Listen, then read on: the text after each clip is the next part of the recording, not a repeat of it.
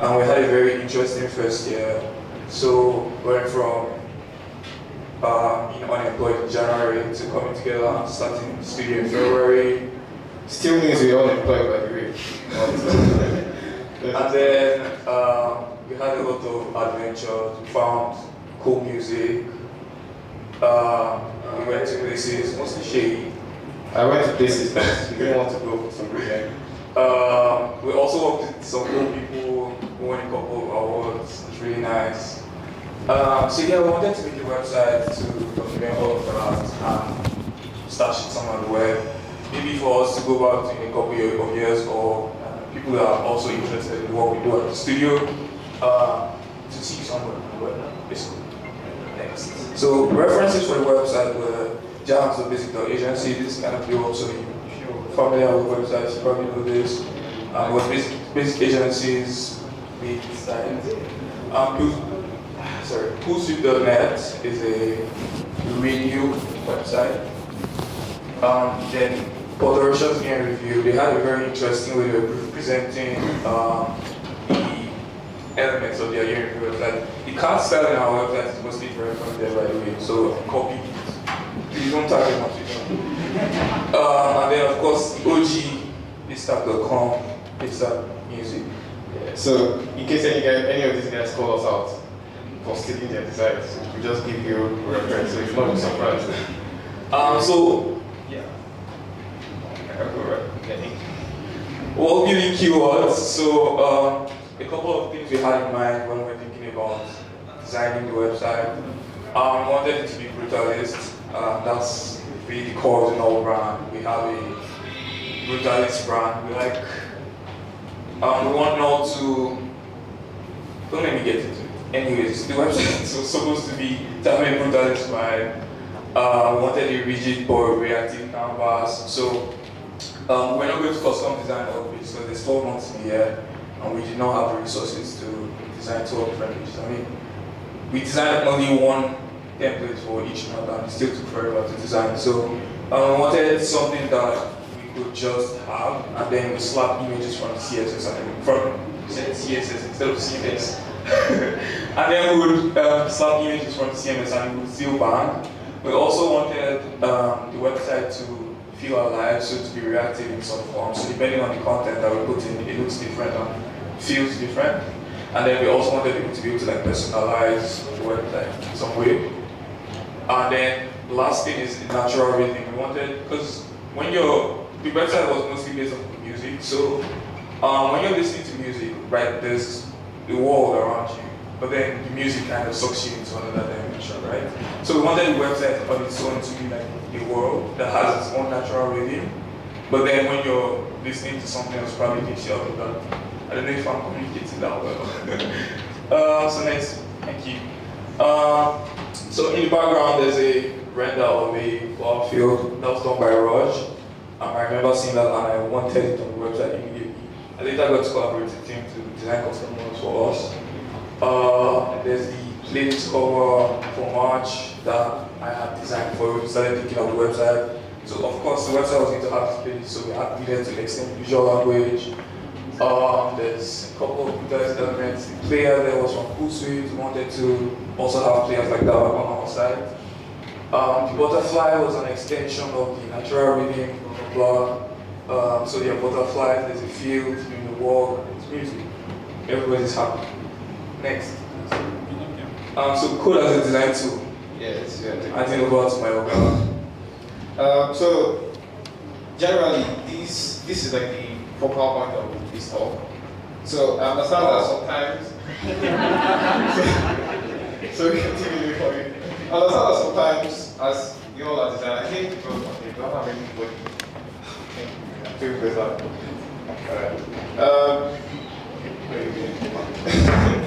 So anyway, most times, unless you are insanely good at motion and design at the same time, which is like a unicorn.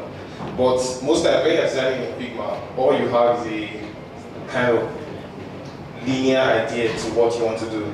Most times it's just difficult to immediately say, oh yeah, I want this to move like this and run like this, and you can't just do it immediately. So sometimes you actually need to have like a tiny proof of concept. So the way we generally work at the studio is, if Isaac has a crazy idea, and he always has crazy ideas, he will just immediately ask me like, oh, how long do I think it's going to take? Is it feasible? And most times I just need to do a little research to see if it's feasible. If it looks feasible, then yeah, it's feasible. Sometimes I have to actually go into it and start writing the tiny proof of concept myself. And we're not the only ones that work this way. Instax marketing team, their design team. I think the last message I got from Tommy on Friday was, oh, we need to have a small, tiny HTML and CSS proof of concept or something.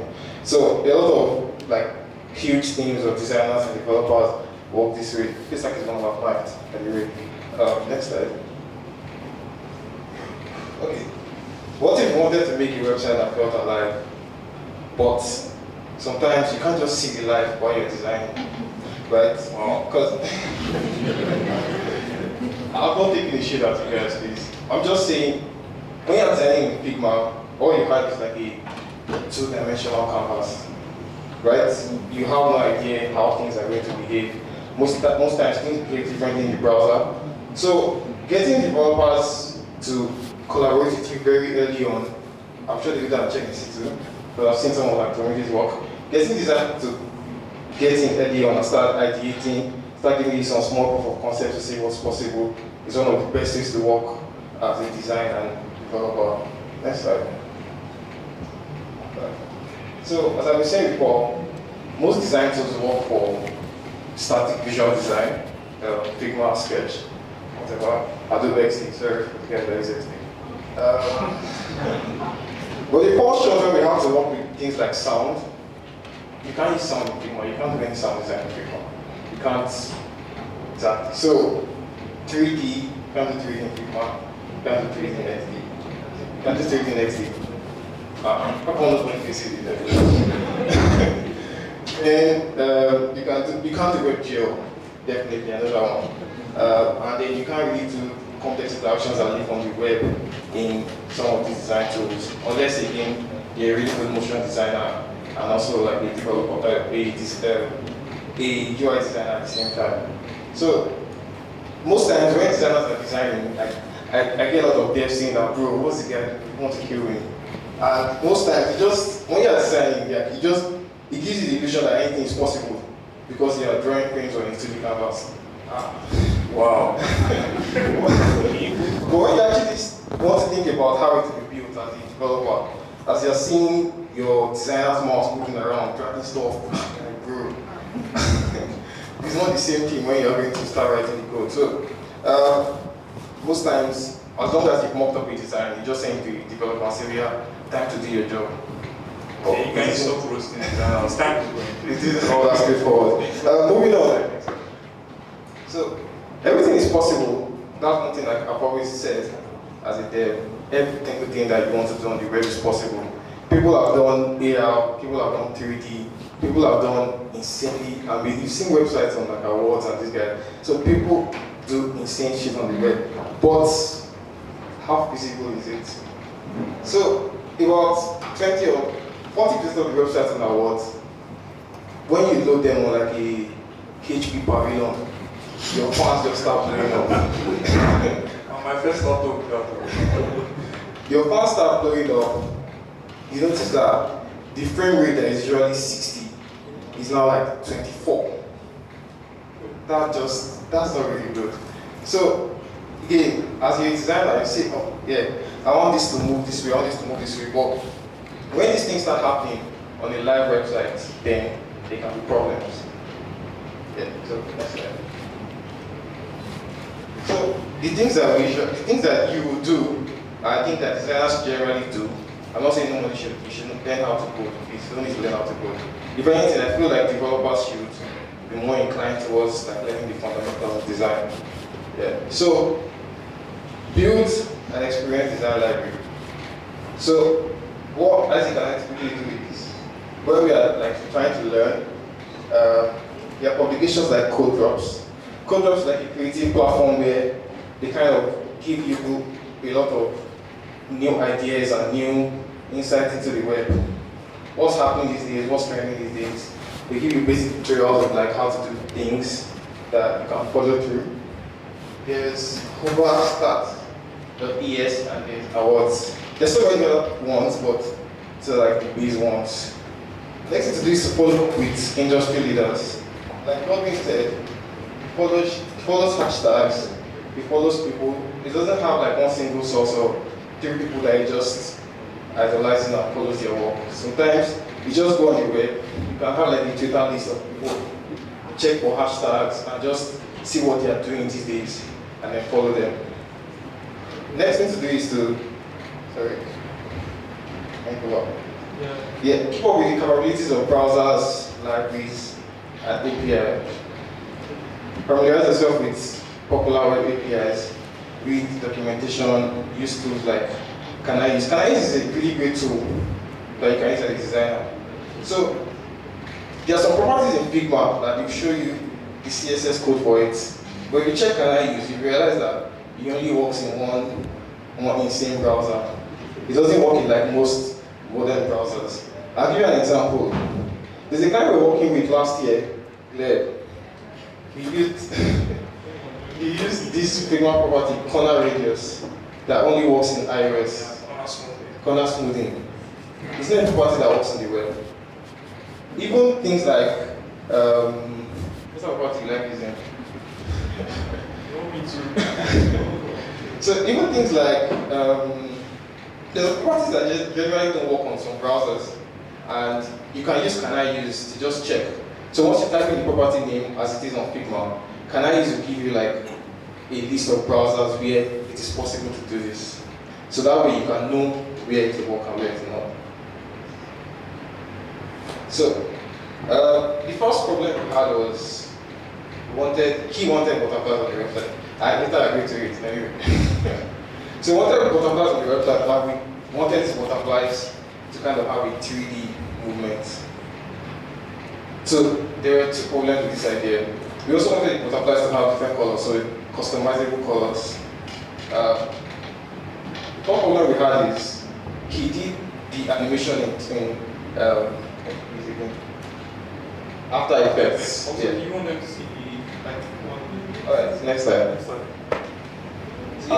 So this is what we ended up with. So that's how it is on the website. So he did those butterflies in After Effects, exported them to Lottie. I don't know if you guys have heard of Lottie. Yeah. But when we brought in Lottie to the web, there was no 3D. Because apparently, you can't do 3D transforms on the web with like perspectives and whatnot. So another solution was to use GIFs, but GIFs are very non-performant for the web. So imagine importing these butterflies were everywhere, by the way. Please help me ask me why. I don't know. But there are so many like GIFs you would have to import, and it's generally make the experience terrible for users. So again, the idea was now to not use Lottie CSS transform, but give ours. So each wing was imported as an image, and then that's one image. Then you click the image. So it's just more performant that way. Things goes faster. If we didn't ideate that way, we would not have known what is possible and what is not. Next slide. Yes. So this is another important feature on the website. There's maps. Do you want to explain what there's maps are? I think it's better split between. Okay. So depmaps are basically like black and white images that you can map to actual images, and then using readers that recognize depmaps. Next slide. Sorry. Yeah, you can using readers that understand depmaps, you can kind of map actual images to a depmap, and then it gives them like a 3D like effect. So this was me drawing depmaps in Procreate. It was very stressful. I drew 12. Hands were aching when I was done. So yeah, and then we wanted to. So there's a menu thing on the website that we also call a calendar, by the way, and we wanted to bring the artists to life basically. So in the end, we were able to code this and basically make the artist faces follow your mouse move. Yeah. So It's all shading on that one. there's no insight into that. So when you use a picture on your iPhone as a wallpaper, sometimes it has this perspective thing. So when you move your phone, yes, so it was something like that. So some pictures have this metadata where the farther things are from you, the blacker they are, like generally to the common eye. And then the closer, the whiter they are. So that was generally the idea for this data maps. And we needed to ideate it. We needed to actually see what was possible in code before doing it. So yeah, next slide. Next problem was reactive gradients. So with that, we had like an audio visualizer, but it needed to be a gradient. And we generally, of course, did it in After Effects, but we generally needed to see how it's working. Because audio on the web is kind of different. It took me about a week to completely go out the entire audio system, but it generally turned out great. So that was the next thing we had to figure out, and we just simply calculated it and then found a way. So the way we did it was, we designed a system to track the browser audio, and then we now alter the parameters of each gradient on each month's website. So prototype was in After Effects, and we were able to do this in code. Next slide.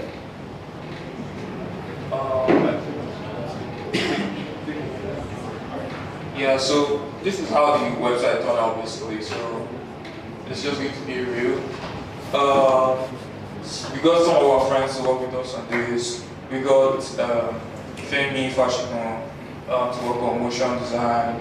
Raj Good worked on the environment render, as you see in the background. That beautiful piano you see there, it was Raj. Who else? We got Femi to work on there.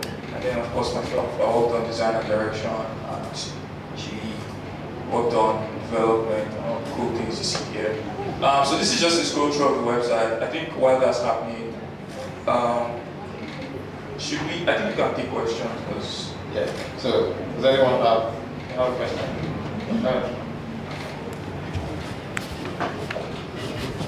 Thank you for the opportunity. My name is Mustafa. My question is, you said not everything is physical. Everything is possible, but not physical. Yeah, so my question is, when working with clients, and you are working on web experiences, and you know that certain things might not work on certain devices. For example, for context, I was listening to the designing that place I'm talking about, them building certain pages from scratch and not using any form of library so that we can work on certain devices. And one more context that seeing that people access products from our websites from different devices, like even the beavers and even the Android POS system. So what's the benchmark? At what point do you think this is too much? Or do you have to create multiple versions that may be better optimized for like lower-end devices and the bells and whistles for you? Yeah, so the answer to that is you have to find a common ground. You can't please everybody. If you're using a 2015 Techno device, like some things will not work. It's just, if you want a really good experience on the website and you want animations to be there, like I said, this happens to one of our clients, and we often sometimes have this like drag that this thing works on all major products already, like give us a little bit. So we want it to work on Opera Mini or something. Exactly, so like if you want something to work on like Opera Mini, it's just something to work on. Like, Also, I also think this is like a design problem. So for example, if you're building a payment processor or you're building something that people that want their NI as also common, there's no need to do butterflies and get a render of an environment and then do gradients. Like it's just show them what they need to do and let them. But if you want the web experience to really sell, then you have to make a trade-off. You can't be sorted on all browsers, to be honest. Sometimes things just, you can open Safari today, the website I used 2 months ago, you just start misbehaving. And you be like, oh God, maybe I start. Don't be afraid, you're not going to solve it correctly. Yeah, so let's go to that. Do you have another question? Just a follow-up question. Alright. Is it possible to have multiple versions as well? I don't know. It's possible, but why would you do that? It's a lot of work. How much are you paying? So, does anyone else have any other questions? Hi guys, welcome to the presentation. My name is Sash. So the question I have basically is, as a studio, how do you go about handling interactions for this specific project that we are handling? Because I realize that as a studio, you guys are heavily infusing interaction and excited, creating excitement. So how do you go about doing that? How should we know?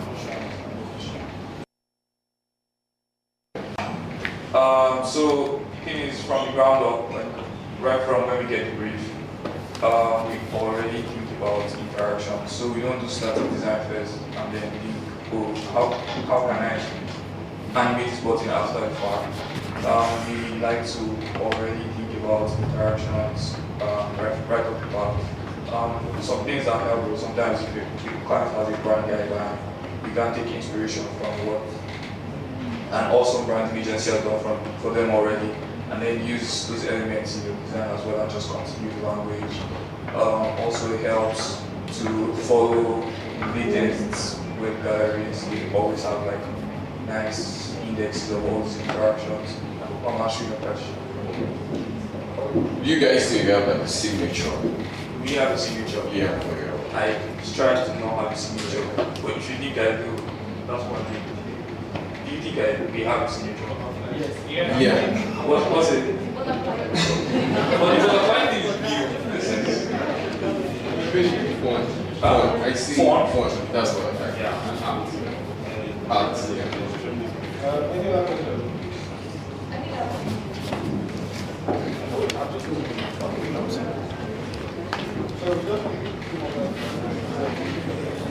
Good afternoon, quick one. Do you storyboard your animations or interactions? Or you just... That's a very good question. No, we did not storyboard. Wait, also, what do you mean by storyboard? Because we have storyboard. Oh, we have storyboard, but no. Do you mean like prototype them or Before you after events, So- like sketching, like how it's going to play out. yeah, so it depends. There are some things that we don't even prototype. I just find a way to communicate my imagination with shape and just encode it. Sometimes we work with a motion designer to actually, depending on how complex an interaction is, but I'm not good at motion myself, fortunately. So I have to work with someone else to do like really great motion. Also, when I'm working with someone like that, because I have an idea, right, sometimes I need to do some sketches to show them what is in my head. Sometimes also translating my imagination to shapes, brain doesn't always work, so I have to make notes, storyboard, draw stuff, draw diagrams. So yeah, depending on what we need to do, we storyboard with a diagram.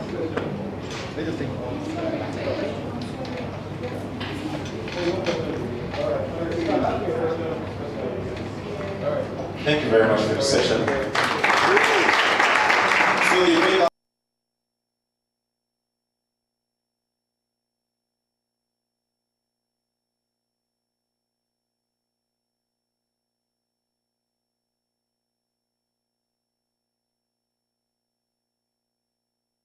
what's going on in Sapphire, Eniola Akinsola, and then as moving all, Stephanie Okoma.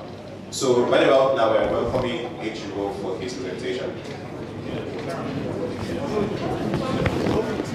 Topics. Okay. Eniola Akinsola, Designing for Environment, Africa. The inputs of design in climate actions. H.O. is talking about designing for sustainability, a UI engineer perspective. Stephanie is talking about designing for users and businesses. Again, the halls are Stephanie, Ruby, H-Row, Emerald, which is here.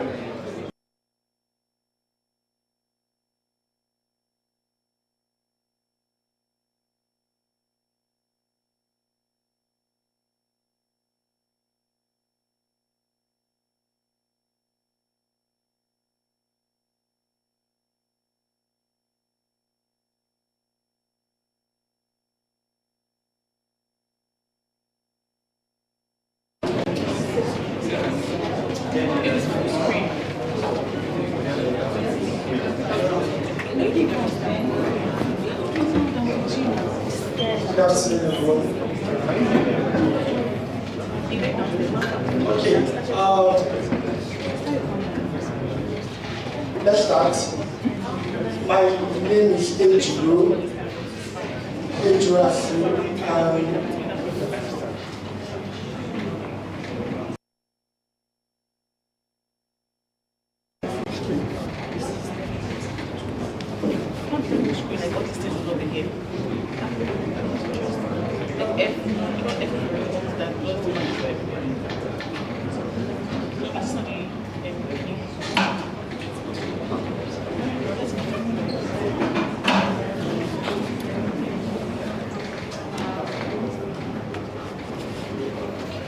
Okay, I'll continue.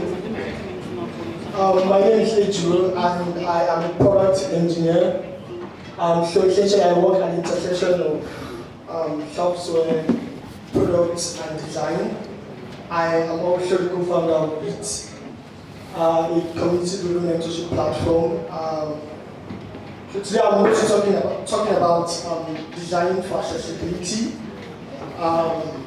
From a front-end engineer or a UI engineer perspective, right? And I will start by saying, if you want to design for accessibility, Dribble is not a place to go to, right? Avoid Dribble at all costs, right? Not because Dribble is bad, lots of good inspiration there, lots of world-class designers, but most of users, right? So they design and they don't get shipped fun projects and whatnot. Now the thing about accessibility is it's not something you get at once, right? It's not something, I'll define accessibility. Okay, if you don't know what accessibility is, okay, I'll define accessibility in a bit. But the thing about accessibility is it's not something you get at a go just once, right? It's something that you keep improving on over time as users interact with your product. So, Dribble, you build a product, a project or a form project, no users, no actual interaction with the platform, no opportunity for them to iterate and make products more accessible to people. Next slide, please. Okay, what is accessibility? Yes, accessibility is the practice of designing digital products and environments that can be used by everyone, regardless of their physical or cognitive abilities. A lot of words there. Now, essentially, what accessibility means is when people are interacting with your product or your service, right? You build this fintech app, right? When people are interacting with your product, right? From a design, technical, and cognitive point of view, they should be able to get the maximum benefit of it without experiencing any difficulty. You shouldn't get any form of I can't see the color. Is this spelled rightly, right? And now, one thing most people don't realize is over 19% of the world population are disabled in one form, right? Color blindness, physical disability, cognitive disability, right? And when you are building for a large audience, right, you have to consider all those things into play, right? I see a lot of designers that will be like, why is Google design like this? I mean, why can't they just use more font colors?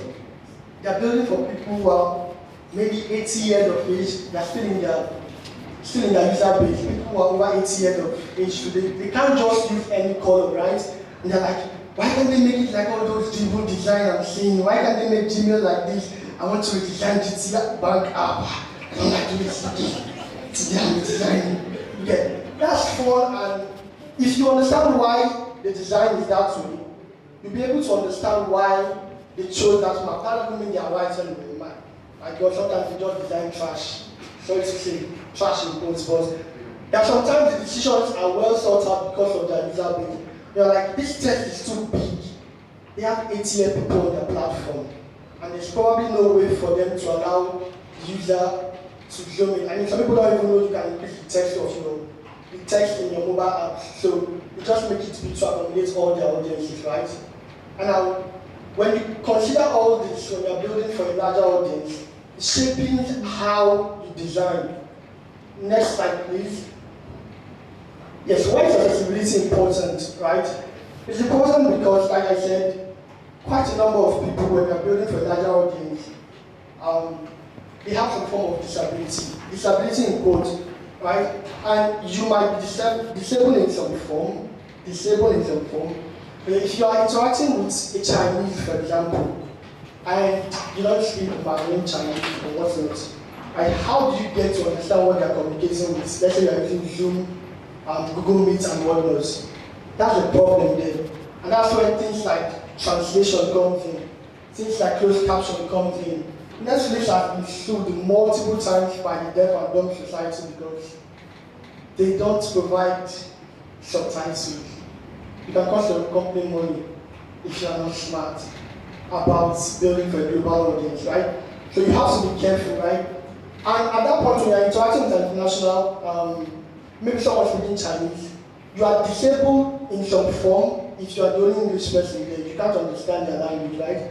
So when you are building a product like Google Meet or any form of video conferencing app, you have to put all of that into consideration. How do we allow people from one part of the world communicate better with that part of the world? Next slide, please. Yes, I will skip this part, technical. Okay, universal design. Universal design, the concept of universal design. Now, it is tricky, right, when you are designed for a global audience. And one thing about universal design is, there are two concepts actually, universal design and inclusive design.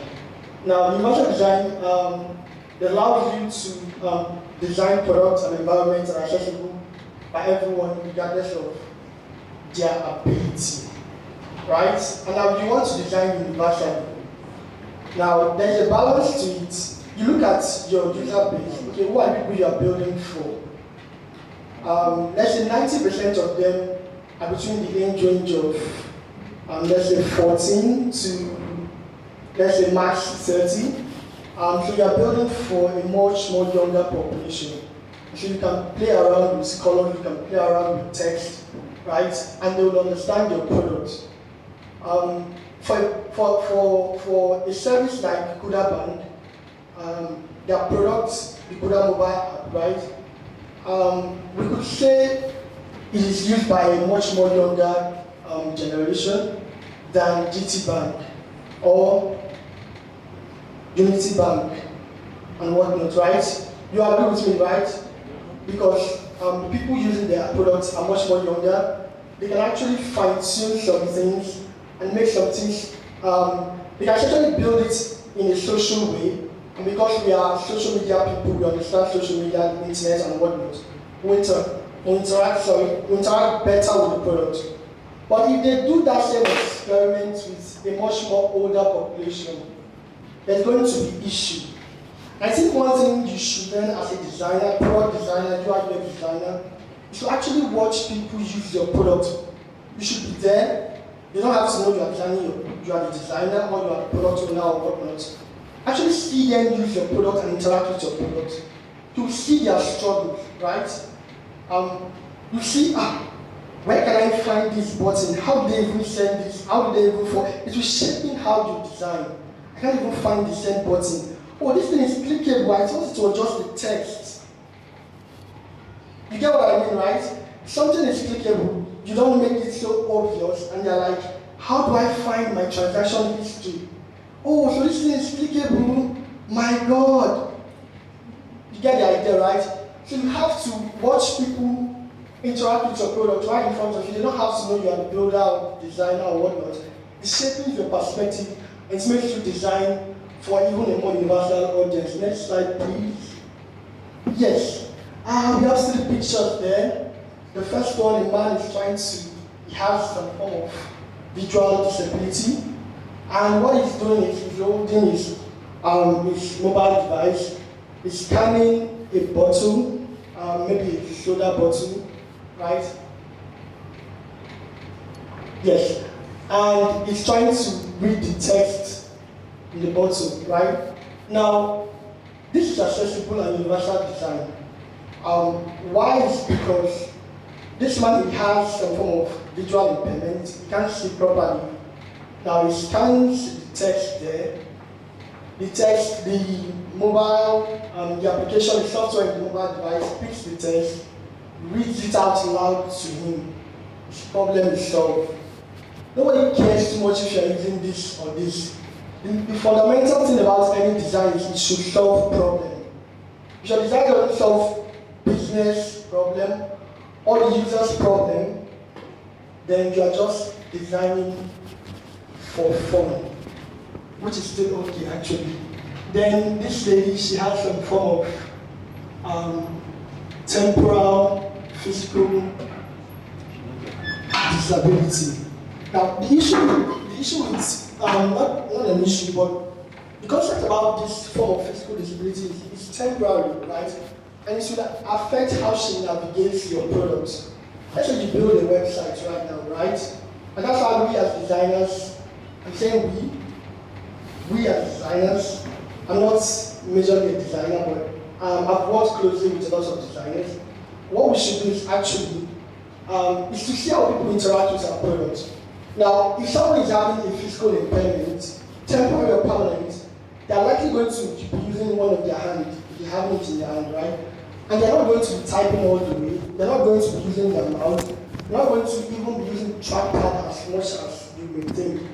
They're actually going to be navigating your sites with their keyboard, right? It's easier. They're going to be using the tab, the space, the enter, right? And so that's why it's important for you to take all of that into consideration. If someone is using this app with one hand, I hold my phone right now, and then I'm using this with one hand. Will I be looking for the button? How can I press the button, right? And some people are complaining it's too big. Make it bigger, sorry, some people's problem, right? Now the last lady there, you can see the man there is trying to illustrate to her using sign languages, right? And that's the importance of illustration and icons, right? I'm not just using icon because it's beautiful, it's a fresh icon, design library, man. It's fresh, it's the newest one. You move from one design, one icon library to another without actually understanding if it interprets your intention, right? You choose the right icon for the right. You don't just pick an icon, the icon is telling you down, and you want the icon to scroll left, and when the person clicks on the icon, taking them left, what's happening? The icon communicates to people who use sign language, so you have to be smart when picking your icon library. Next slide, please. Yes, HTML and where is it? Awesome one. Okay, just one person. Okay. HTML and ARIA. Okay, if you know about HTML, awesome. You don't know about HTML. Okay, I'm safe. Okay. But HTML and ARIA. Okay, this HTML a language of documents, and ARIA accessible rich internet applications. They're important for creating accessible user interface, right? And now, this is what happens when people are navigating your site. People with disability, right? They're actually navigating is using some tooling like maybe screen readers, right? So this software, they crawl your site and then they speak to the user. They explain the intentions to your users, right? And so, if you, as a designer, the product designer, like one thing you should do is you should interact with the finished product of your design. The design is not going to remain design, right? You're not going to ship Figma files to the users, right? If you ship Figma files to a user, let me see. It's going to be translated, right, with code, right? So the actual product is actually going to be a website or a web app or a mobile app or whatnot, right? Now what you should do is actually use your product. Have the habit of using what you've built. Okay, you've designed, the person has developed. Use the product like an actual user. See how it feels. Are you having difficulty using your own product? If you who have like the number one understanding of what you design, you are having any bit of struggle using it, then trust me, you have to go back and make adjustments, right? So that's why it's important for you to learn all of this. Now what ARIA does is, it helps you label things properly, right? If you have an icon that says right, and all it does is switches like a carousel or a gallery image, right? When the user navigates to that point, with maybe they're using their keyboard, and that's why it's important to work closely with engineers who know their stuff and who consider accessibility important, because two things might look the same in the website, but they're actually different when we take them for accessibility. One is poor accessibility, one is really fantastic. So that's why it's important to work with engineers who consider accessibility a good practice, right? What I'm saying is, there are some tools that will read back what the developer has implemented, right? And then if something is intended to take them right, it should announce to the users, clicking on this button will take you to the next picture. So a user with some form of disability will know, oh, okay, I should click. They click on the enter or the space bar key, take them to the next image. Okay, next slide. Okay, CSS and color contrast. I think every designer at the basic level should know the importance of color contrast, right? Very important. But one thing I should say, like I've said before, even while you want to contrast colors, right? You should also consider people with some form of visual impairment. There are some people that they can't see some particular colors properly, right? So they see this color, interpret it as this. So you should be careful of your color palette and choose them rightly, right? Next, okay, focus and keyboard navigation. I know we all know about the active state, hover state, right? You don't know about the hover state, active state. Okay, so what's the difference between hover, active, focus, yeah?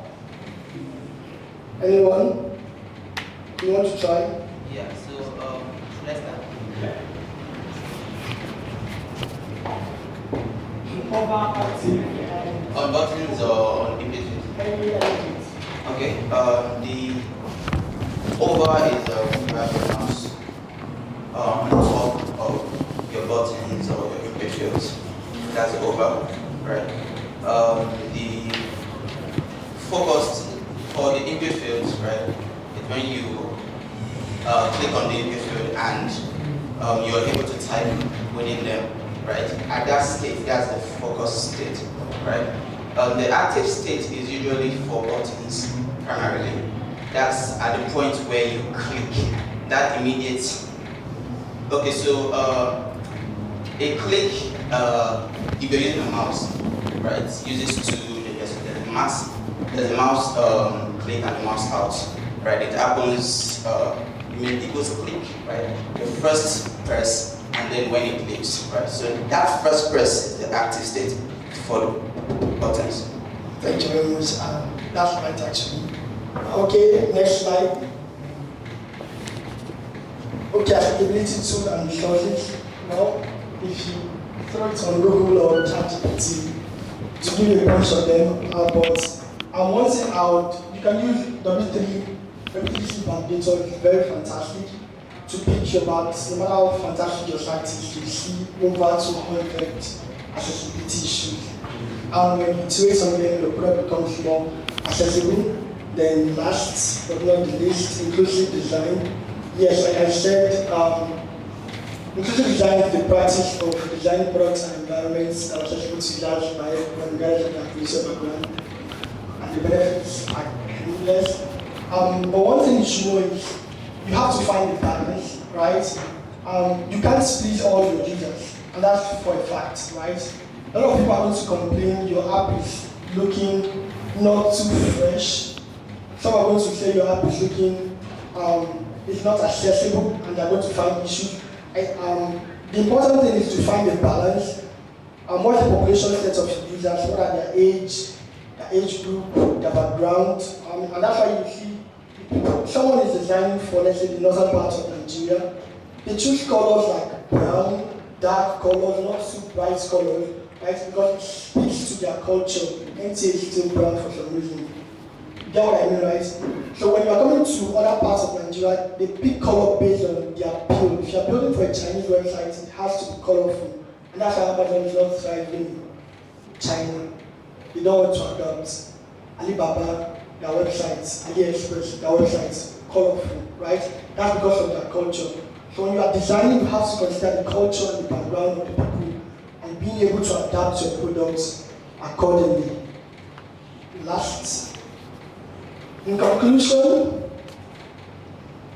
you should go beyond being a UI UX designer and actually consider diving deep into designing accessible products.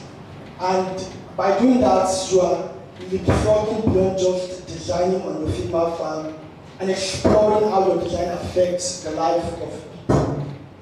Next. Thank you for your time. Thank you very much. So we only have time for just one question. So who would that be?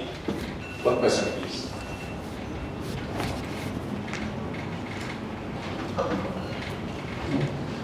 Thank you very much for the presentation.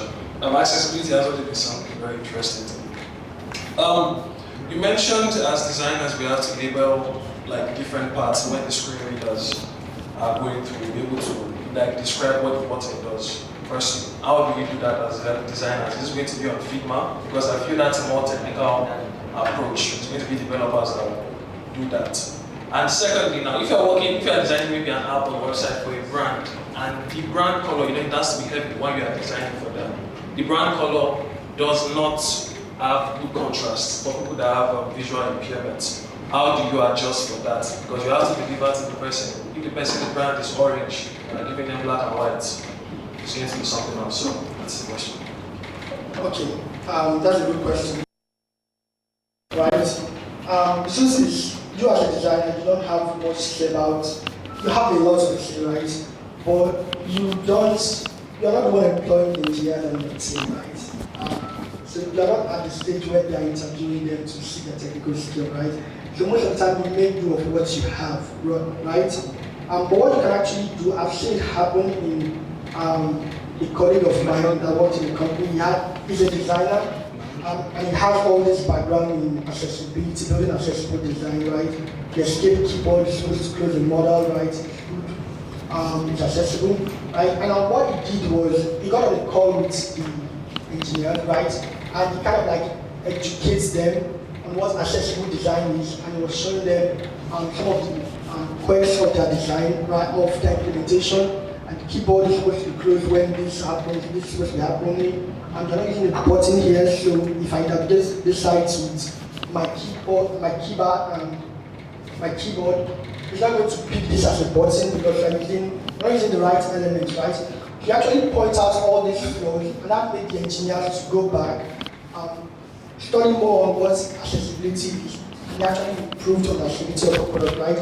So you can still educate. There's nothing like a designer, a developer, no. A designer, a developer are collaborating and building the product. You get the idea, right? Now for your second question, you don't have to say about the brand obviously, right? And you're not like the author of the entire project, right? You're just working on maybe as a designer, you're working on one part, you're not in charge of the branding.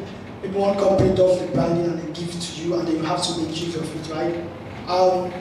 You can suggest, but I doubt you can actually suggest and then prove your points with data to whoever is in charge and whoever has control over it. But at the end of the day, you know what you know, right? And you can always tell them if they will or not. And one thing that happens is when the company has spent a lot of money on branding, they want to trust the branding company out. They've done a fine job, they've done a fantastic job, even when you know it's not the best, right? So because they have invested so much money there, they might likely know what to change, but at the same time, you have to prove your expertise that you are working for the company and you have to speak on their behalf and suggest and see what happens. Fair enough? Thank you very, very much. Round of applause, please.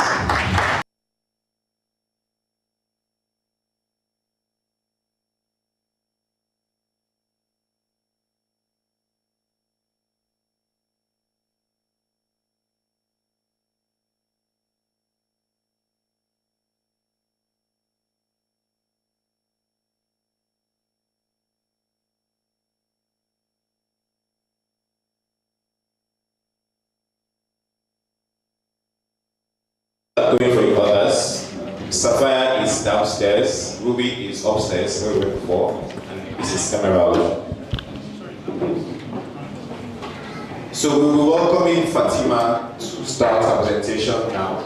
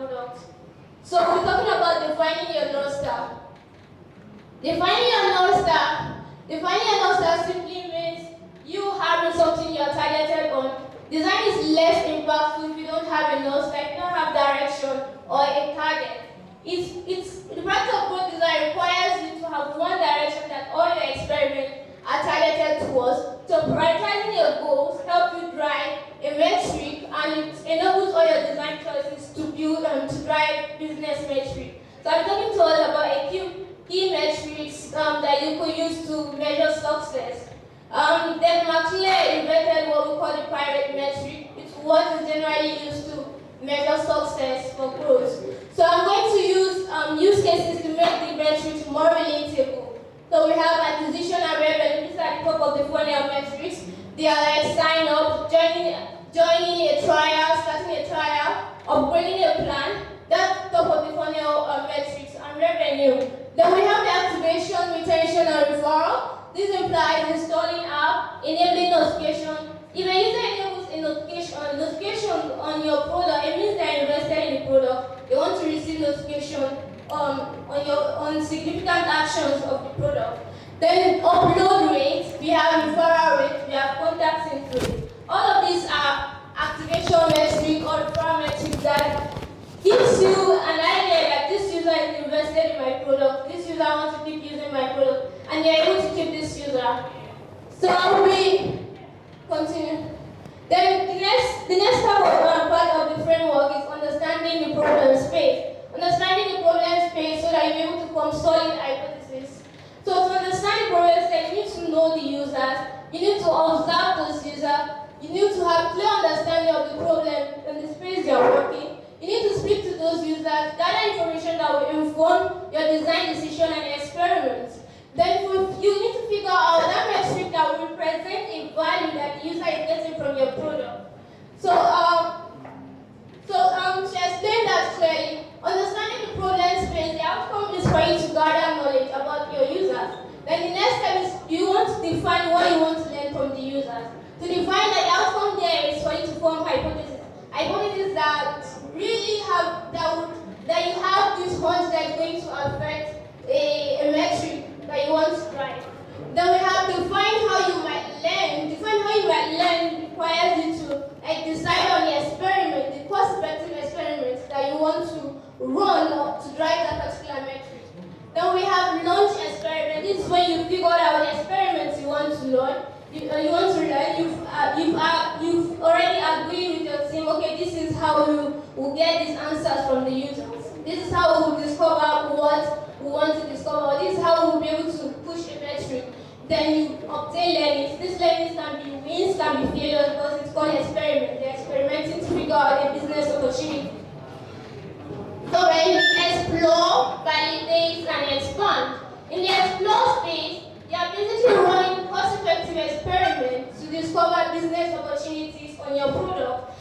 It's an investigative stage where you are basically taking things like taking insight from users, gathering feedback from users, learning about them, interviewing them. Then the validation stage is when you've already figured out what these users want and you form hypotheses. You want to determine, okay, is this experiment a win or a failure? So you validate that experiment by talking to those users as well, by testing the experiment. Then expand is probably when you figured out that, okay, this experiment gave us a win. We need to expand. If you run it in probably mobile, you need to now expand to web. You need to move it to other platforms so that you'll be able to repeat the metric across all of your products. So to build an experiment roadmap is basically you having strategies, high-impact strategies that you will use to affect a metric. So we have different kinds of experiments. We have optimization of experiments and we have discovery experiments. Optimization experiment is basically you having something that is already working, a feature that is already working, you want to optimize to get better performance on the product. The discovery experiment is you you probably got a hunch from your interview surveys, speaking to users, you got a hunch that, okay, this particular experiment is going to drive a certain metric, and then you launch that experiment. So build an experiment roadmap. Experimentation will help you drive product innovation. These days, the true test of how innovative a product is how well they run experiments. So and today, the most successful businesses run thousands of experiments to discover business opportunities and scale their product. These are some companies that run thousands of experiments every year in order to build and innovate, and in order to scale their product and expand their product to get other opportunities, more business opportunities.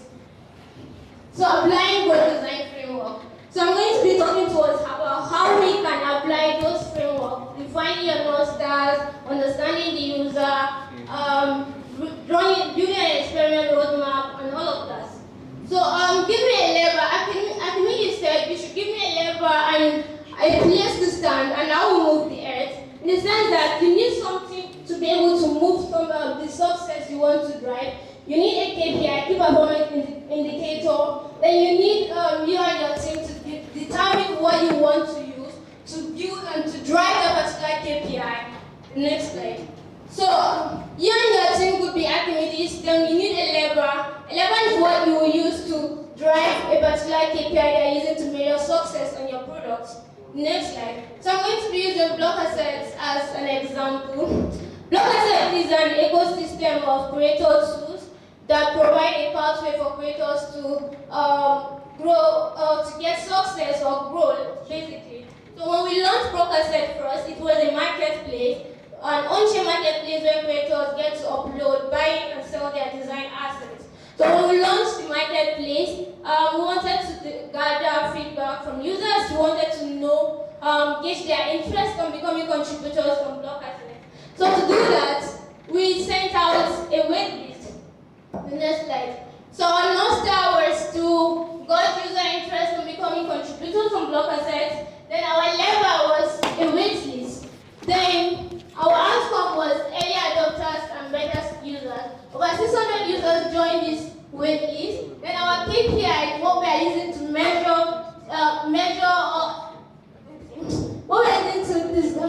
success on this particular North Star is sign-up rate, the number of persons that sign up on the waitlist.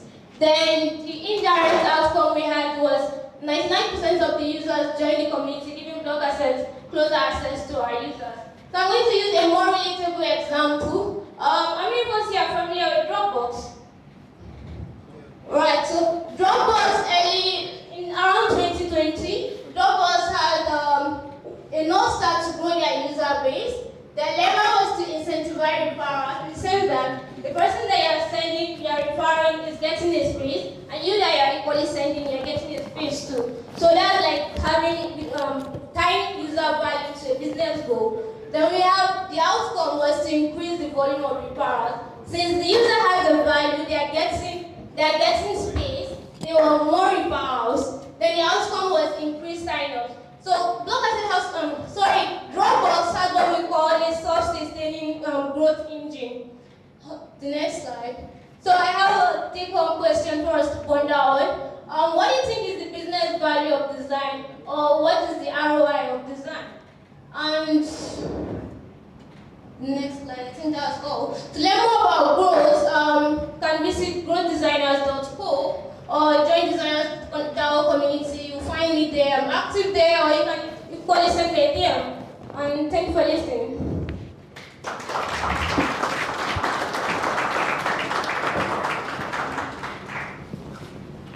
Thank you very much for the presentation. We can take two questions. Two questions, please. Illustrate your choice. How do you know when to start to design for growth? Let's say, for example, a startup that's still in the phase of testing out features and seeing what works for their users and what does not work. And at what point do they think, because right now they are looking for like stuff or features to get their app sticky, to to increase retention, because like drop-off is a lot. How is it at that point they begin to consider growth, or are there certain points where there are other things that matter more than growth, at least in this sense? That's really an awesome question. So growth design doesn't make sense when your product has not achieved product market fit. You shouldn't be like battling with usability and saying you're designing for growth. Your product must have half usability. You don't have issues of bugs, or you're not trying, like people already want your product. You should be aware that people want your product. So if you're at that stage, you should be focused on finding a product market fit. And after finding product market fit, you can design for, but you can run experiments. You have more time to do that. I hope I was able to answer your question. Here, please. Thank you very much. What do you do when the experiment fails? It pivots. Like that's the example you gave before the Dropbox, where there was a community that you were trying to build, and then building that community. What if turnout was really low, What do you do so that you don't disappoint people who are going to register? Disappoint people who have registered? They try to set up like an enrollment for a community to see how many people are interested in it. Yes. So let's say the target was 1,000, only 100 people did it. Do they now scrap that project? Because if they do, they disappoint people. The few people who have actually shown interest in it. How do you balance that? Okay, this is you actually having close relationship with your users. So for experiment that is a failure, is either you pivot or you go back to those users, get more insights from them, like to validate what you've already done or to see what you can do to stick the experiment to them. Okay, answer the question. One of our applause, please. Thank you very much for the presentation.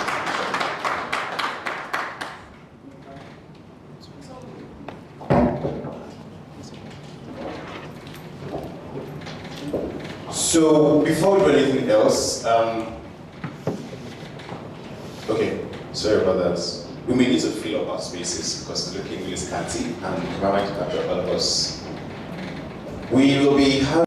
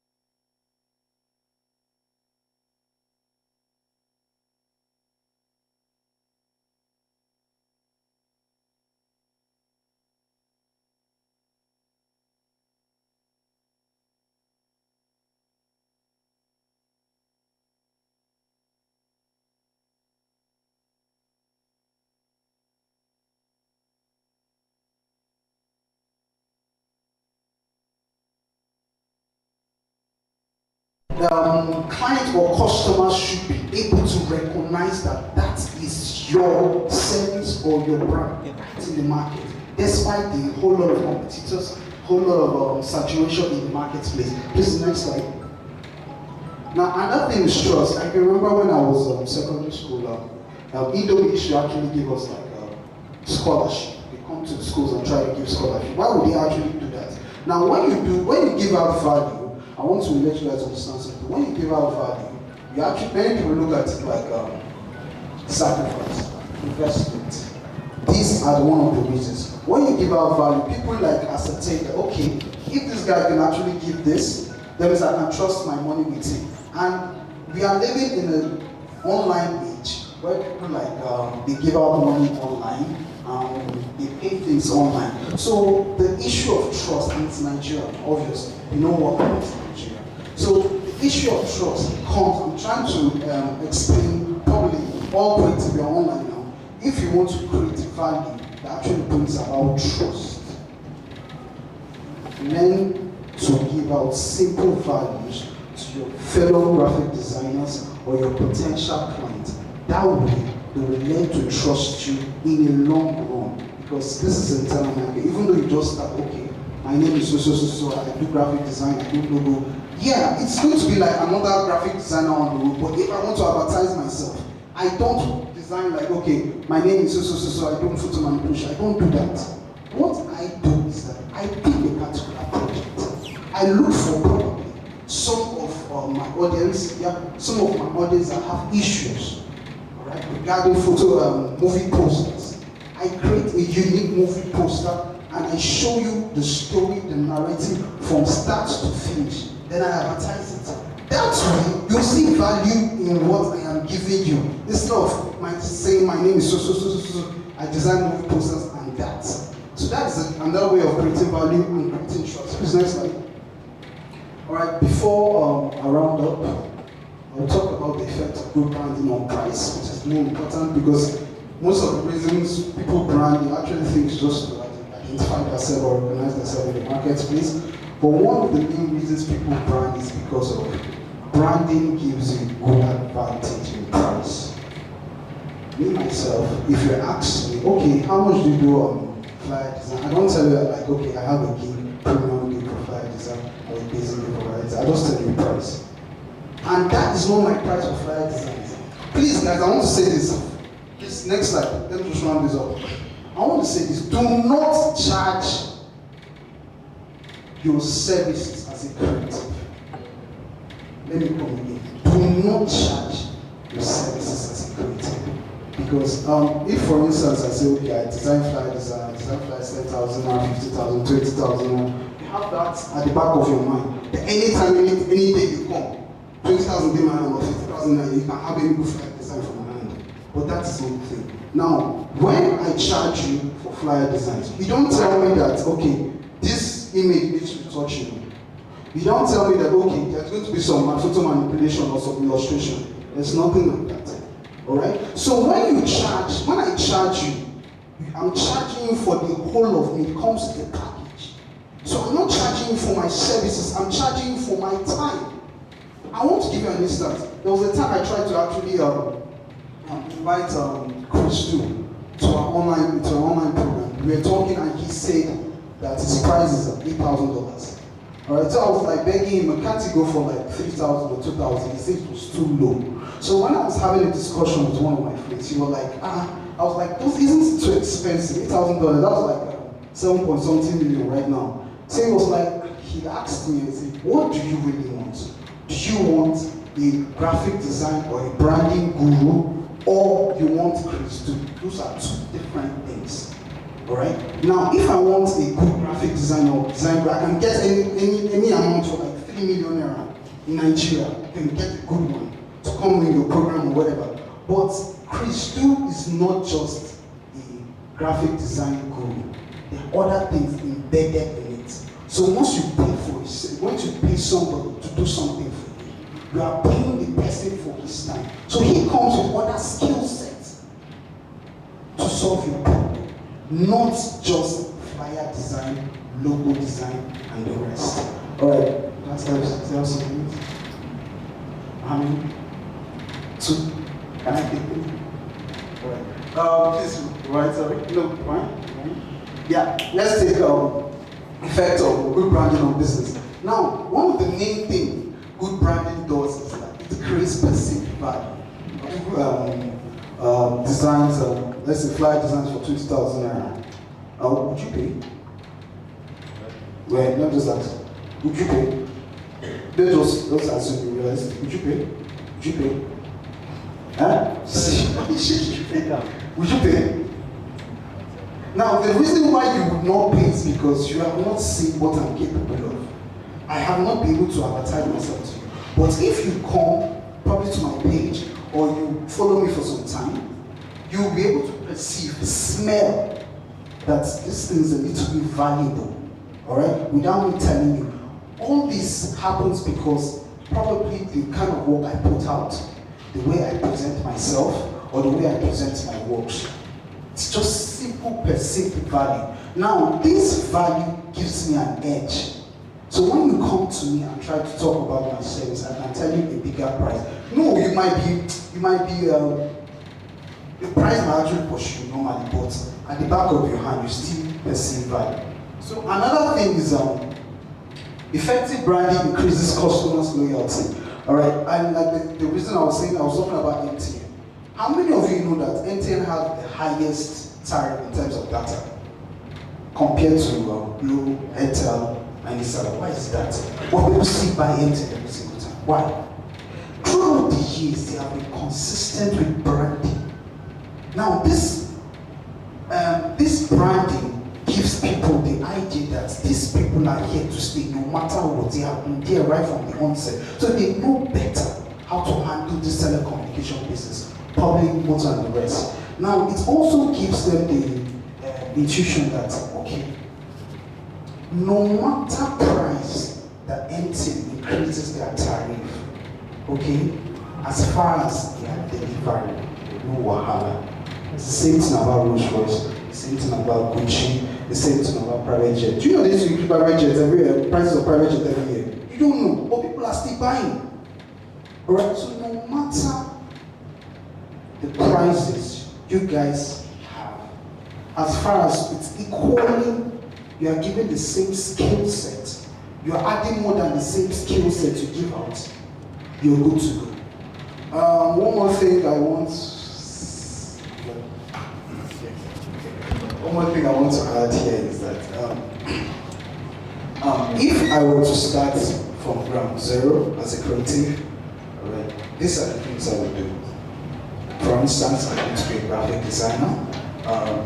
Learn to look at the bigger picture.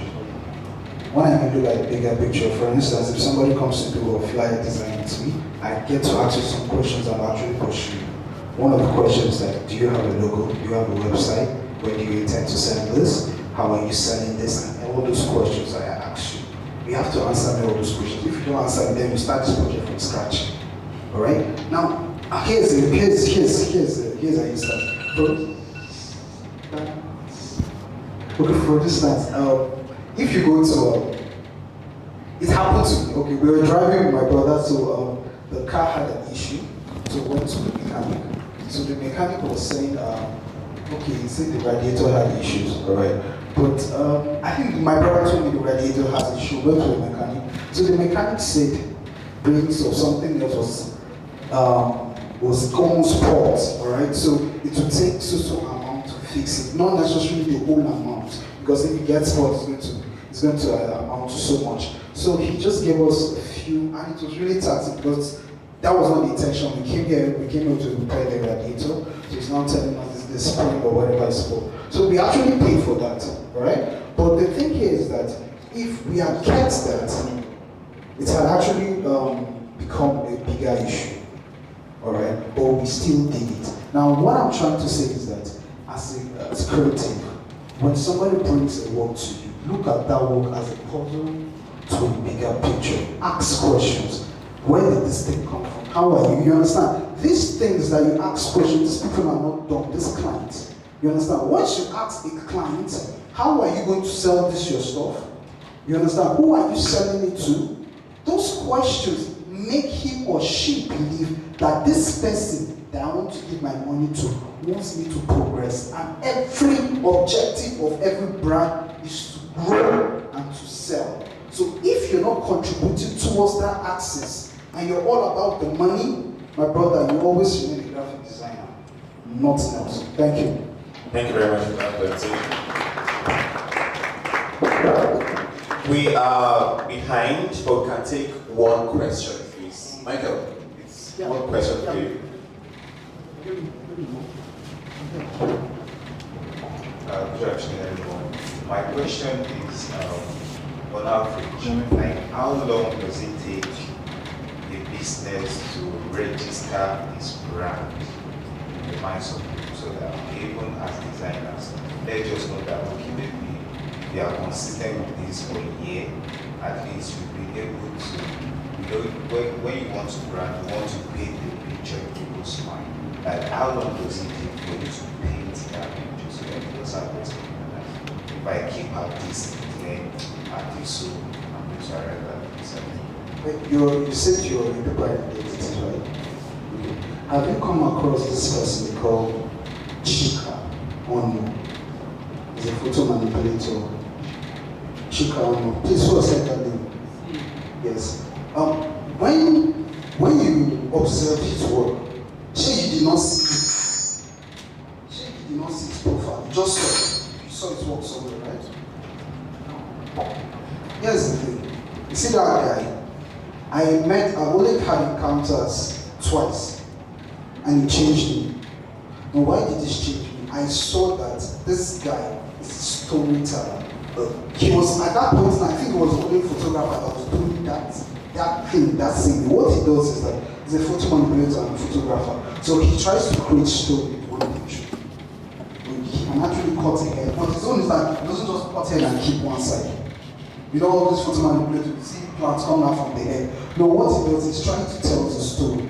Now, it doesn't take long, you can't take a project. But what really matters is the work you are willing to put in for that project. Someone was telling me that why would you spend money to do a photo shoot of yourself or of your own services? It's actually absurd. You spend so much, but the thing is that you're trying to do something that will create a lasting impression on people, even though it's one project. Now, if you go and check those guys' work, if you see one work, he doesn't know how far those works have gone, but if you can create a single work that will target one person, a profound effect on one person, that one person is going to be a channel to other channels. Now here's the thing, people sell. When you sell your services, all right, you actually make money. But when your customers grow, you sell. So it's more like keeping an impact to them, so your business can grow in turn. Thank you very, very much. Round of applause for Michael Polycarp.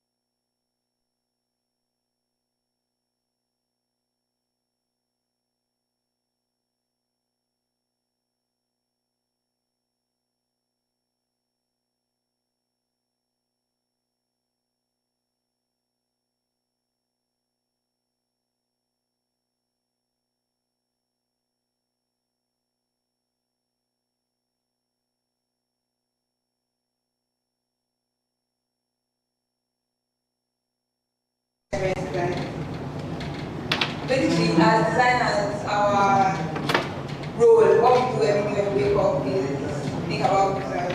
We are responsible for them. It takes a lot of power to impact users' decisions that are designed for them, and with this great power comes the responsibility. So basically, what we'll talk about today is how to design these things ethically, basically meaning that we don't cause any harm or everything them is good, whether intentionally or unintentionally. Basically, UX plays a very critical role in how users respond to products or services. And because of this, we have a lot of work to do to ensure that we are designing for them.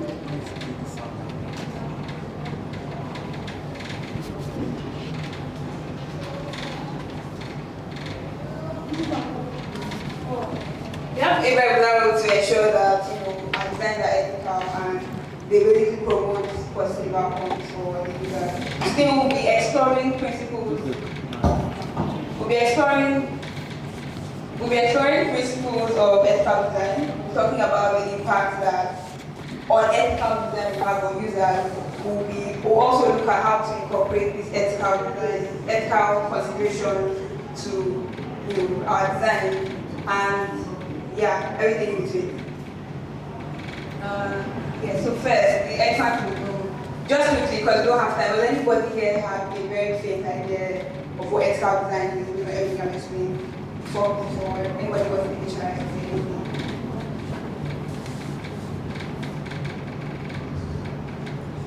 No, okay. Well, ethical design basically just means you're making conscious design decisions to ensure that you're not harming anyone. All you're doing is good, whether you're doing it intentionally or unintentionally. It's very easy for us to basically miss it and make unintentionally cause harm to abusers and stuff like that. It's our job to hack thought patterns of our users. Many times we need to put ourselves in our users' shoes and just ensure that we are thinking like them and acting like them so that we know how to design so that whatever problems they are going through. And this process basically starts by examining the available options, all of those stuff. The sun is shining, there's just a lot of work that goes on with UX. And why is this even important? Why should we care? Well, if we're the ones that are going to plan the process and make decisions for them, then we need to be able to address these things from the professional standpoint of view, the professional point of view. You don't want to be the designer that designed that product that users are complaining about. You don't want to be the designer that is dragged on Twitter. In this day and age, users are more willing to give negative feedback on applications, on products, on design. Users will go out of their way to go to Play Store and give negative reviews, compared to giving positive reviews. So you need to make sure that on a PR level, as a designer, as a business owner, as a startup founder, as whatever it is you're doing, you're basically declared. So this is why this is important. This is why also you need to consider it. Now, how does this ethical design relate to user experience? Like I said, ethical design is basically just making conscious design decisions to ensure that our designs are doing good and are not doing harm, whether you're doing it deliberately or you're not doing it deliberately. And project planning, project parallel planning. So basically eliminating,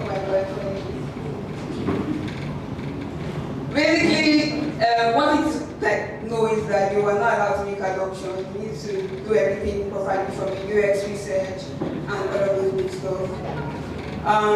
Okay, so let's go right now to principles because we don't have enough time. The first principle we're talking about is transparency. And this is just basically means that we are allowing users to make informed decisions. Informed decisions, make sure that you are open to your users, you're being transparent with them.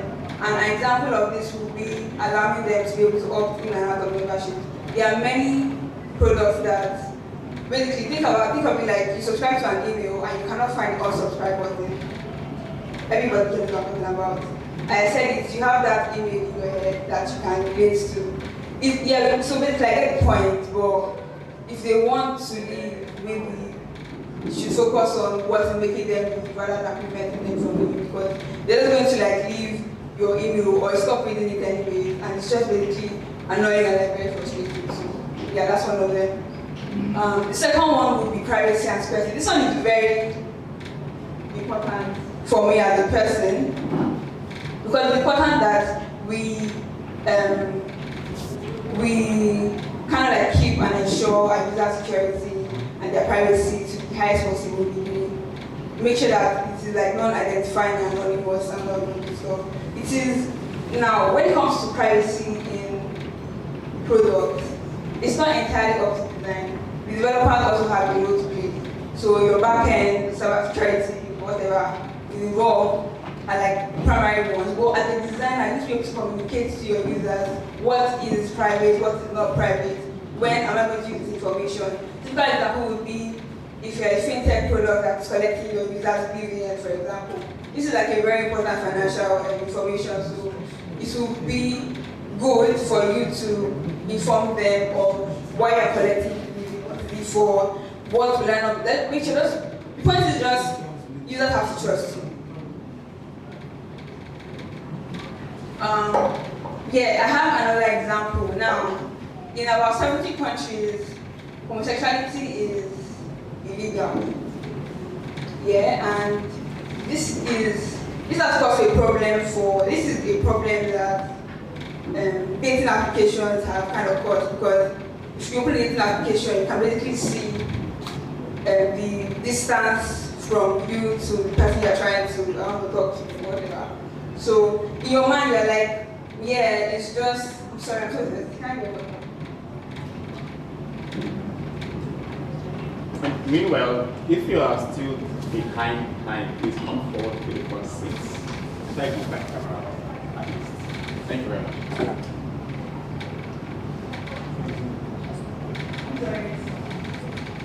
Is that all here? Yes. Hello. Hi. Hello. Hi. Okay. So I was saying that homosexuality is illegal in about 70 countries. And it's a big deal. I don't know about Nigeria, but it's a big deal. The punishment can range from imprisonment to something as serious as death, the death sentence for homosexuality. And when you're using dating applications, many people, it's required for you to like turn on your location so they know where you are. And many people forget to turn them off if they are traveling and stuff like that. Now, I don't know which country that is, but yeah, in your mind, you're probably thinking, what's the big deal? It's just, for productivity reasons. Do you know that you can actually pinpoint where a person is based on the distance? Something called manner triangulation in dating applications. So basically, how it works is, next slide.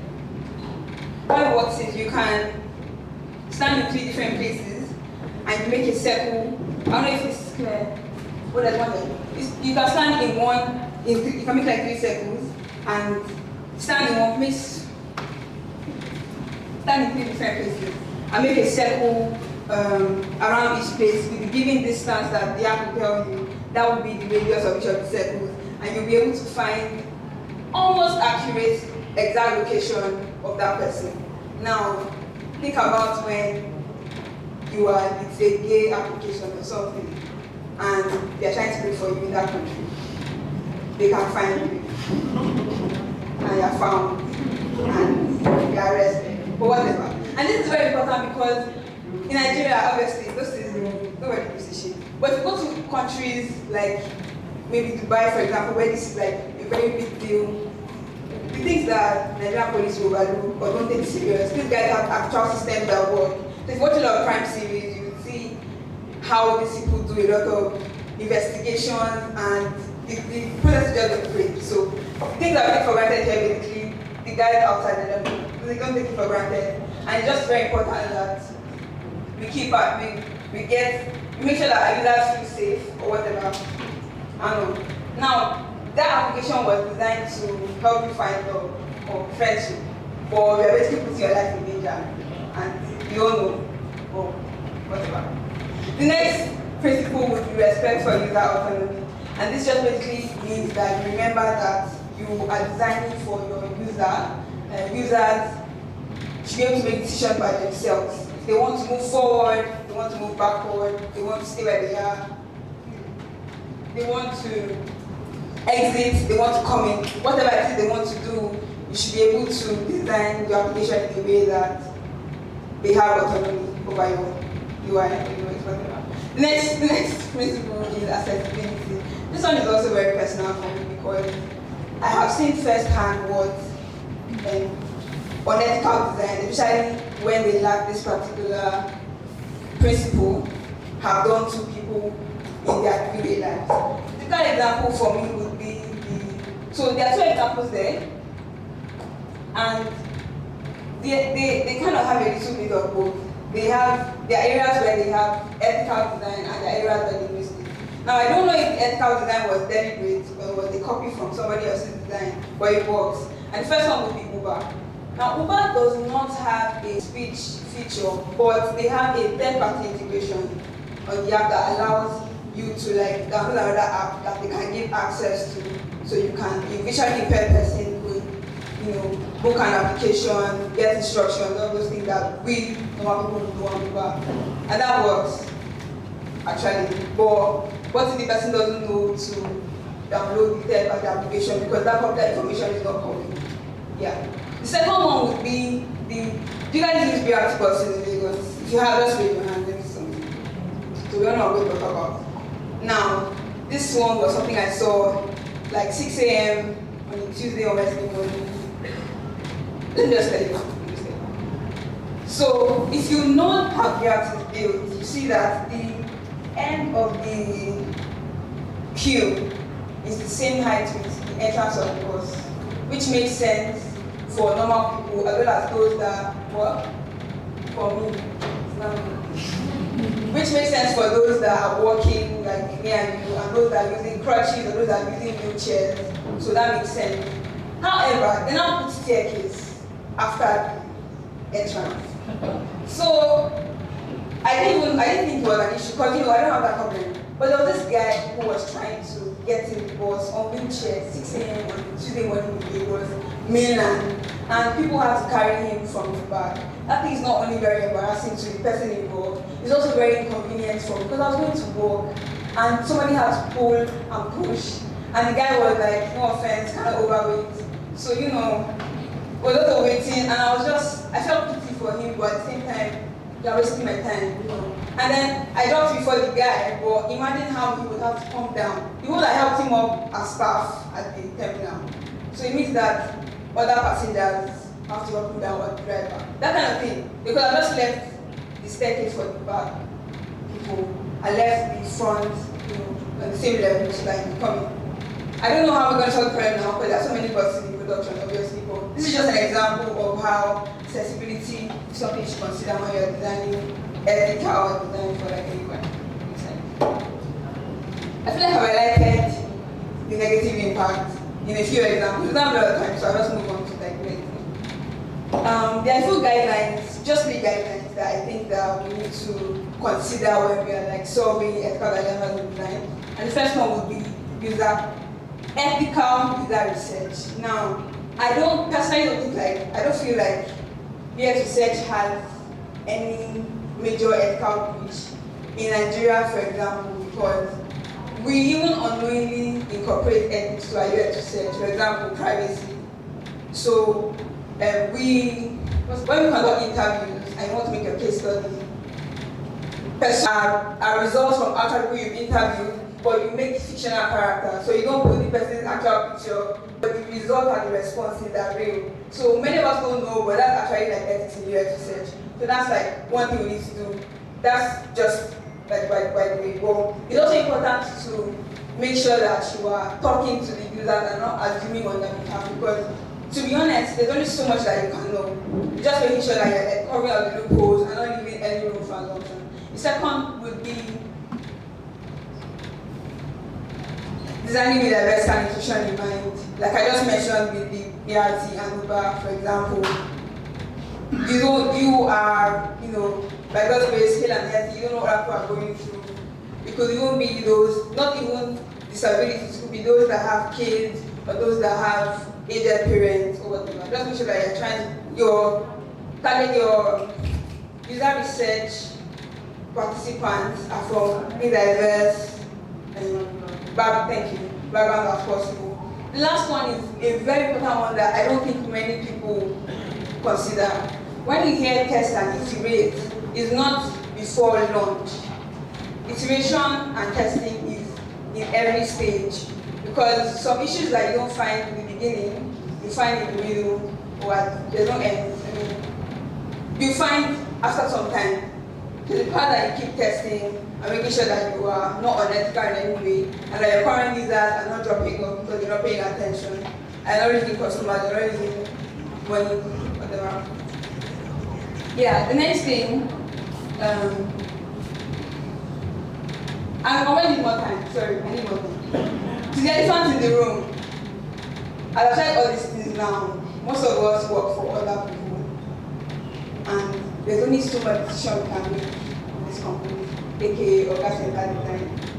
How do you make sure that the business goals and UX goals align? This topic I just said, this slide can take a whole week because there are so many factors to consider. But it's just important that you as a designer, in whatever company you are in, try to remind the business users that ethical design is a long-term business. It's not something that we're running for. It's basically what will sustain the business in the long run. Now, take for example, so business users, for example, they're trying to launch, they're trying to get funding. All that's in their mind is, I want 10,000 sign-ups by one day. I want 1 million downloads on App Store. I want 1 million newsletters. Like, they're just all about the numbers. It's about the money for them. It's all about the numbers. But you need to remind them that if your design is unethical, there is a product in my head, but I'm not gonna say it. You know it. Let's just move on.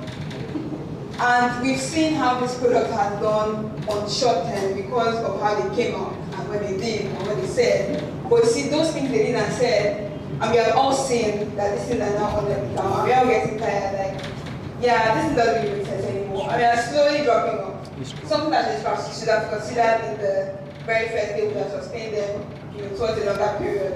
Now they are losing people because of it. And I don't know if they see it yet, but you shall get the point. Something that you need to remind your business leaders. Probably show them, you can put a whole study together, show them and just try to explain why it's well to consider ethical design at the very beginning. Yes, the numbers are important, but might as well just take a little more time to get it the right way. Because if you won't rush to get the numbers, the users are not stupid. They'll find out eventually what they're doing. And it's going to be very annoying to find out you're being manipulated, and they're going to find somebody else to teach them better. Consider their feelings and all of this stuff.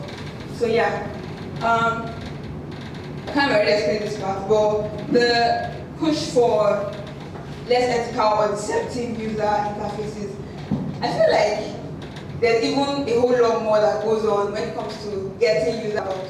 Like, business owners will basically do literally anything they can. Try to be deceiving, try to be deceptive, maybe even lying on the website, showing numbers they don't have, just so that they can get people to sign up. And then on the short term, you get 10,000 sign-ups in a day and post it on Twitter and everybody's hating you.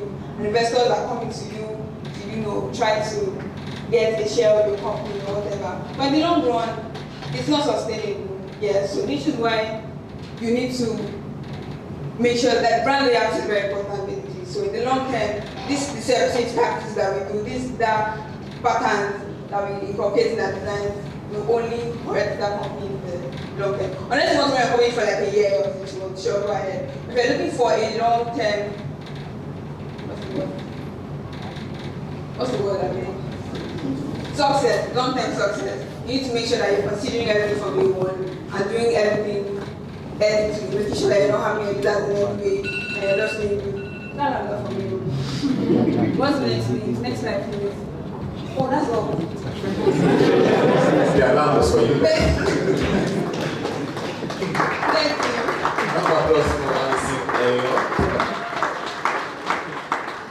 So we can spend, first of all, apologies. We've been doing sessions back to back because we don't have time. But we can spend 2 minutes for 2 questions, please. So 2 persons, 2 questions, 2 minutes. Question number 1. Is it the only person? Okay, good afternoon, everybody. Yeah, I just have one more quick question. You mentioned something about inclusivity and inclusion in your design. So, is there a way you can include data? For example, we know we can't design for every group of persons, right? So, is there a way we can include data to like, okay, break down, we are designing for this kind of people and not feel guilty for leaving the others out? I don't know if you understand my question. You know what you're doing.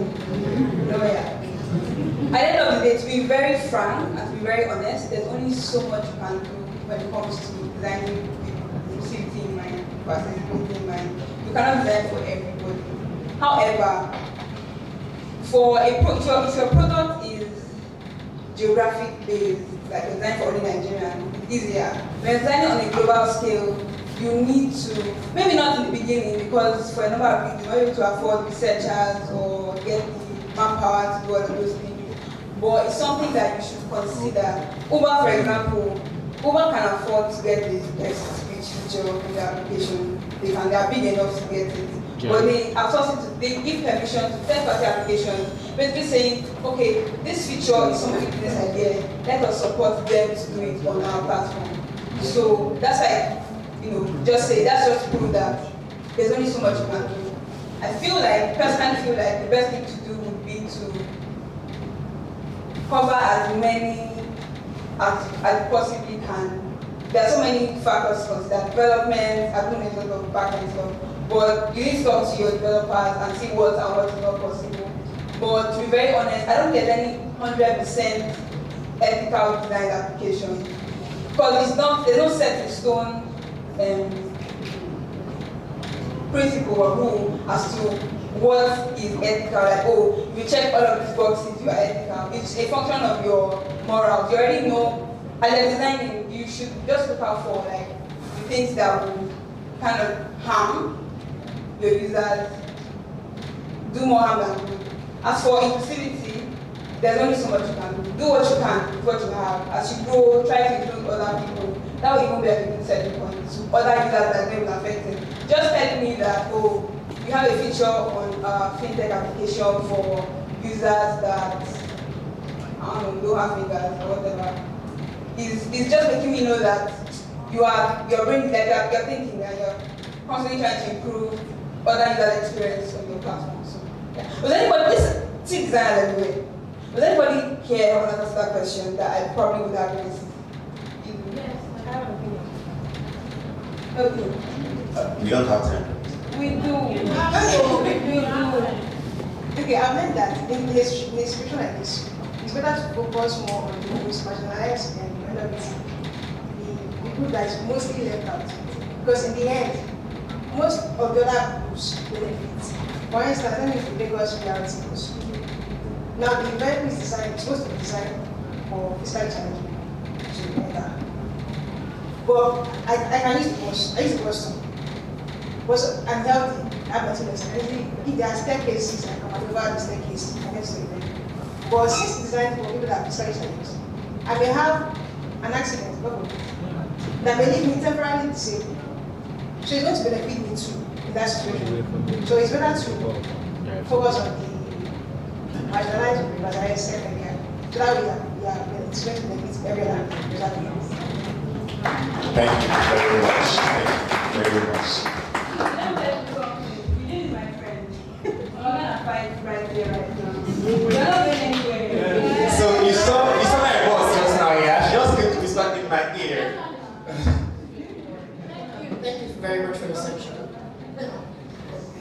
Okay, you talked about designing for the future, right? And as a product designer, if I'm working on designing a product, and how can we imbibe into that design solution to solve future problem? Is it based on trend or based on the future problem that will be faced? So how would you advise someone like me if I'm designing a product, let's say a walking stick for people with crutches now, and in like 2-3 months the trend changes?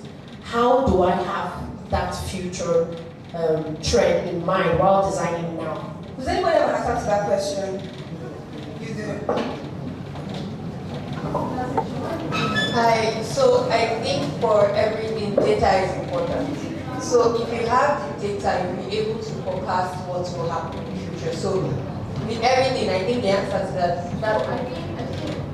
I don't necessarily agree with that answer because information is get now and change in the next 3 months. So how can you envision an information that you have for the first? This is what happened at Money Point. Where's Choma? Choma here. I can't see you. Oh, Terry, you're here. Terry's here. So Terry is a designer at Money Point as well. And this is something that happened within the period of the cash scarcity and POS becoming the new oil money, all of those good things. So I can't say details obviously, but like the way that Money Point was able to switch. Now the plans that we are doing now to solve this problem are plans that the business team had in mind for a year or 2 years. So they have to fast track it. They have to like push the plans forward. In the case where you don't have them in the plans, that's more like a business conversation. I don't really know. The point is, it's happening now. So at the end of the day, you might need to just switch your current solution to solve the problem again. But you can't really be what will happen ahead. There's so many trends in this space. We've seen trends over the last 1 year, like so many random things. I don't know how to come. I don't know who thinks of these things. But you just need to find a way to, oh, okay, this is a new problem. How can we adjust this current solution to fix this problem that we are now facing now? So I don't think there's much of predicting you can do when it comes to building business, building products, or resolving some problems. My boss had So I can't say it here. So the only two things that you can have an idea of. So it's the same way you have people called spotters. So what happens, you get pointers. Do you get me? So we both work in fintech and this is something that happens every time. So we see people talk about things before it becomes major. Then we get people called spotters who follow it up. Okay, one person has said it. 2 people are saying it, 3 people, then we make it a point of follow it through till it becomes a fact, and then we build from it. So that's how it works. So we're not magicians, anyways, we're humans. Are those spotters also designers? They're data people, they're not even just designers. Yes. Thank you very much. Thank you very, very much. We cannot take any more contributions, questions, or comments. We can't. So what's going on is we are being waited for in the Ruby Hall. So please let us make our way to Ruby Hall. Thank you very much for contributing. Thank you, Alice and Elion, for such a great session. Have a good afternoon. Thank you.